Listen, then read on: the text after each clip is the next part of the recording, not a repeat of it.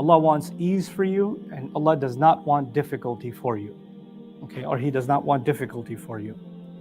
And then on top of that, He says, وَلِتُكْمِلُوا الْعِدَّةِ وَلِتُكَبِّرُوا اللَّهَ عَلَى مَا هَدَاكُمْ, so that you can complete the count and you can declare Allah's greatness based on how He guided you. So those are the two phrases that I want to try and connect with each other. Just a couple of short reminders about each of these phrases. Before Allah revealed the fasting of the month of Ramadan, fasting used to be just a couple of days, أيام معدودات, a handful of days.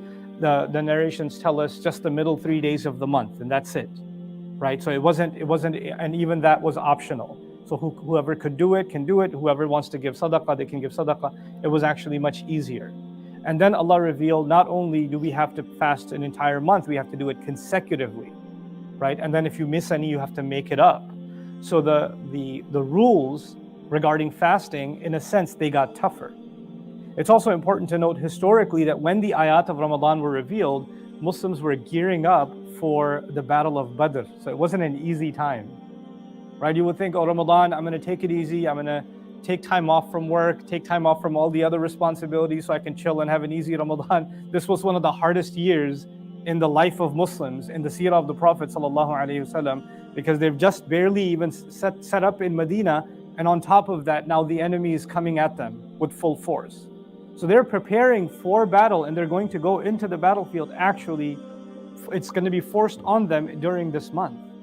So they are in the intense, most difficult time of their lives in a sense. And on top of that is the condition of Ramadan. The word Ramadan also, shiddatul har, they say that this, in the Arabic language, the word Ramadan comes from intense heat, because they associate it with extremely hot temperature.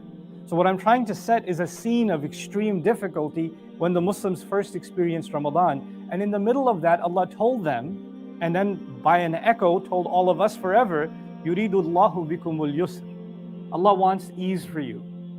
Allah doesn't want difficulty for you. Somebody could have said, if He wanted ease for us, it could have been, Ramadan could have been just one weekend, it would have been easier, right? Or if I can't make it, if I can't fast in Ramadan, I could just feed one person, and that would be good enough to make it up, and that's good enough. That would have been a lot easier. How come Allah is saying He just made it harder, and then He said He wants ease for you, and He doesn't want difficulty for you? So the first thing I want to do is take a couple of minutes and help us understand that. How come Allah said that? How come He did that for us? See, the thing is, Allah has a sunnah, and He says, وَلَن تَجِدَ لِسُنَّةِ اللَّهِ تَبْدِيلًا. You cannot find a change in the way Allah does things. Allah has a way of doing things, and He's created a pattern, a fitrah for this life, for us. And in that fitrah, there are some principles. Easy principles that even Muslim, non-Muslim, everybody understands. Is gravity is a principle. If I take my phone and let it go, it's going to drop to the ground. It's a principle. If I'm going to drive recklessly and I'm not going to look both ways or not check my rearview mirror, I'm going to crash into something. It's a principle. You can't break the rule. If I set fire on something, it's going to burn. It's a principle. The same way there are spiritual principles and there are life principles. And one of those life principles is you have to go through difficulty to get to ease.